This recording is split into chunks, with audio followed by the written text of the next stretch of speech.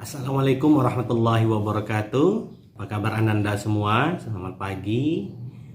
Yang pertama, selamat Ananda semua telah menyelesaikan pendidikan menengahnya di MTS maupun di SMP, dan itu wajib kita syukuri bahwa tidak semua peserta didik bisa melanjutkan ke jenjang yang lebih tinggi seperti Ananda semuanya.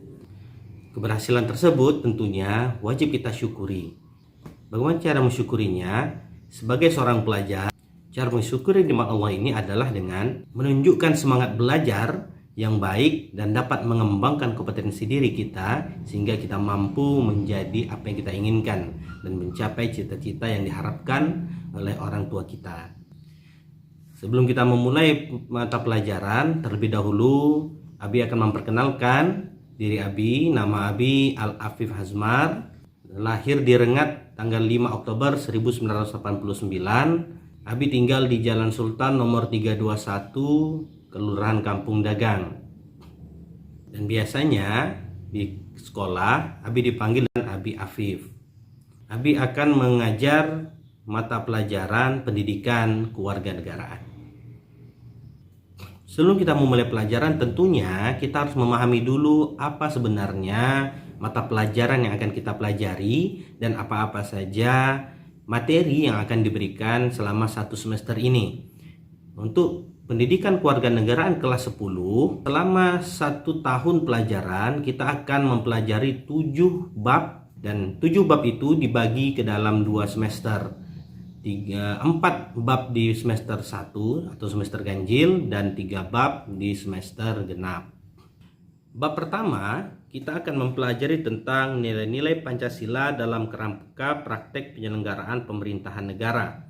Di sana yang akan kita pelajari adalah sistem pembagian kekuasaan negara Republik Indonesia, kedudukan dan fungsi Kementerian Negara Republik Indonesia dan lembaga-lembaga pemerintahan non-kementerian, dan nilai-nilai Pancasila dalam penyelenggaraan pemerintahan.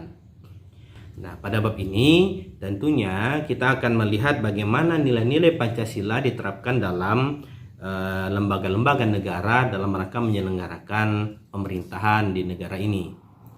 Bab kedua yang akan kita pelajari adalah ketentuan Undang-Undang Dasar 1945 dalam kehidupan berbangsa dan bernegara.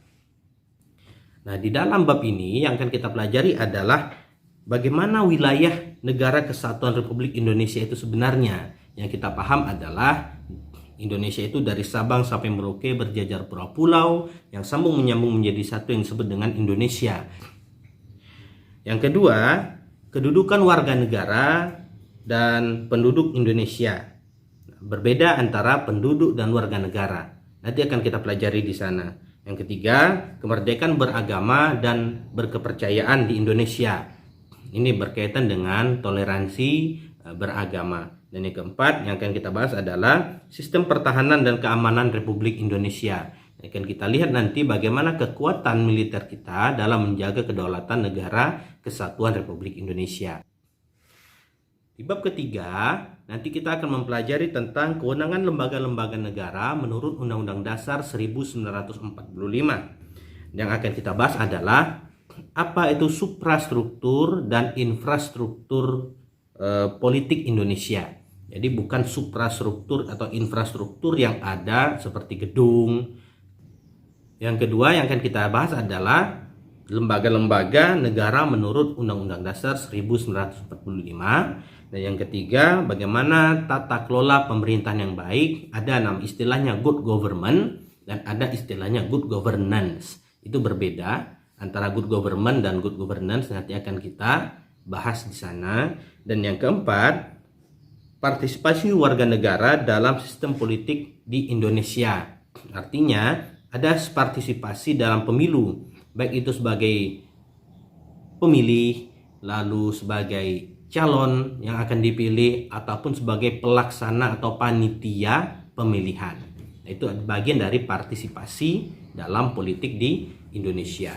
Bab keempat yang akan kita pelajari adalah bagaimana hubungan struktural dan fungsional antara pemerintah pusat dan pemerintah daerah. Nah, yang akan kita bahas nanti apa itu desentralisasi atau otonomi daerah. Nah, yang kedua, bagaimana kedudukan dan peran pemerintah pusat. Dan yang ketiga, bagaimana pula kedudukan dan hubungan dari pemerintah daerah. Dan yang terakhir, bagaimana hubungan struktural dan fungsional antara pemerintah pusat dan pemerintah daerah. Lalu artinya yang akan kita bahas pada bab ini, pertama kita harus tahu dulu arti dari desentralisasi dan otonomi daerah. Daerah otonom, otonomi daerah itu berbeda. Lalu kita bahas lagi tentang bagaimana kedudukan pemerintah pusatnya. Lalu bagaimana kedudukan pemerintahan daerahnya. Dan terakhir barulah kita bahas tentang apa hubungannya, bagaimana hubungannya, apa saja yang dihubungkan, dan bagaimana cara mereka berhubungan. Nah, itu adalah materi-materi yang akan dibahas pada semester ganjil ini.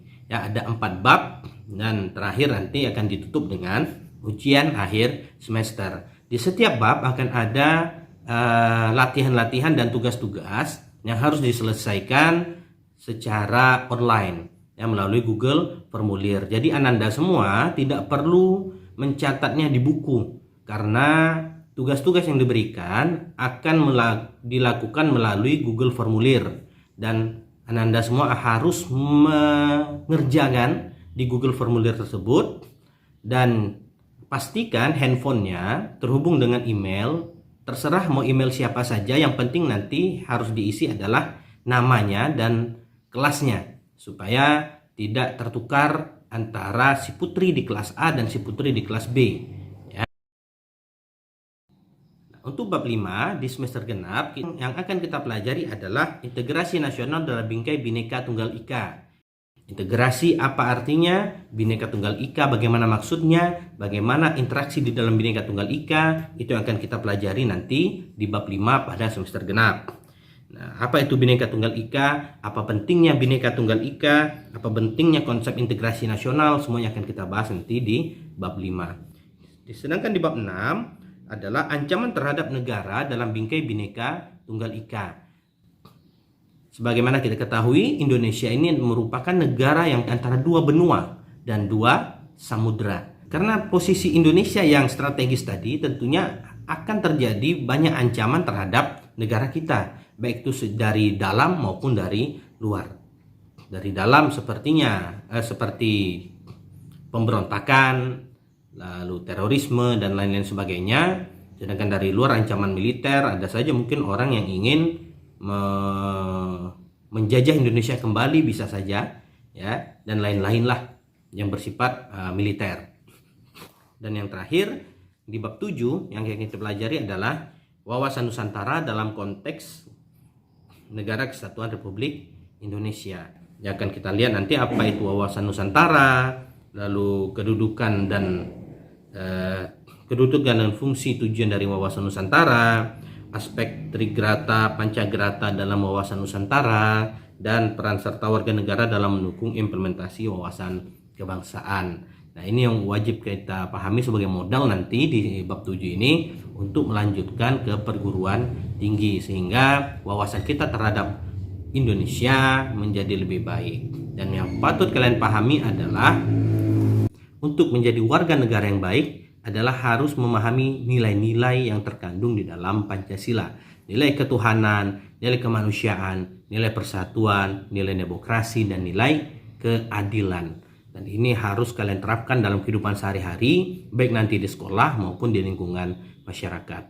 Demikian video perkenalan pelajaran pendidikan kewarganegaraan pada sesi pertama ini. Mudah-mudahan kita semua dapat melaksanakan dan mengerjakan tugas-tugas yang diberikan dengan baik dan mendapat nilai yang baik nantinya di akhir semester.